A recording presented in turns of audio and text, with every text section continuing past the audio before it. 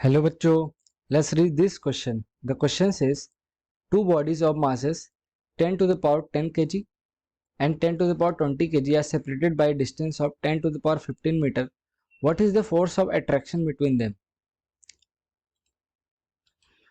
तो बेसिकली हमारे पास जो क्वेश्चन है उसमें मैं दिया कि हमारे पास दो बॉडीज हैं जिनका मास है 10 to the power 10 kg and 10 to the power 20 kg और इनके बीच का जो डिस्टेंस है वो है 10 to the power 15 मीटर। तो इन दोनों बॉडीज के बीच का फोर्स ऑफ अट्रैक्शन हमें बताना है क्वेश्चन में। तो इस क्वेश्चन का जो की कॉन्सेप्ट है,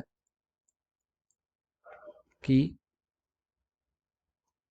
कॉन्सेप्ट वो ये है, अगर हमारे पास दो मासेस है m1 एंड m2 और उनके सेंटर्स के बीच का जो डिस्टेंस है वो है कुछ r, तो उनके बीच का जो फोर्स ऑफ अट्रैक्शन होगा वो होगा F equal to G m1 m2 upon r square, जहाँ पे m1 m2 मासेस हैं उनके, r उनके बीच का डिस्टेंस और g हमारा क्या है,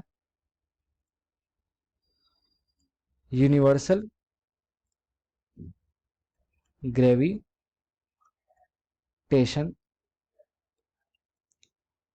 कांस्टेंट और उसकी वैल्यू होती है 6.67 into 10 to the power minus 11 newton meter square पर केजी स्क्वायर। तो क्वेश्चन में सारे वैल्यूज दी गई हैं तो हम लिख सकते हैं इस फॉर्मूला में। तो इन दोनों के बीच का जो फोर्स ऑफ अट्रैक्शन होगा वो होगा G इंटू m1 हमारा है 10 to the power 10 kg into m2 10 to the power 20 kg upon r square, जिसकी वैल्यू होगी 10 to the power 15 का स्क्वायर हो जाएगा 10 to the power 30।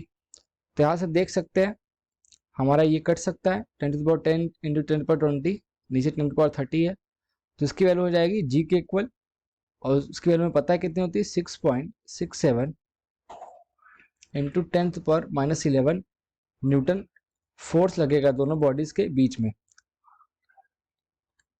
So our final answer will be 6.67 into 10 to the power minus 11 Newton. Hope you understood it well and best of luck.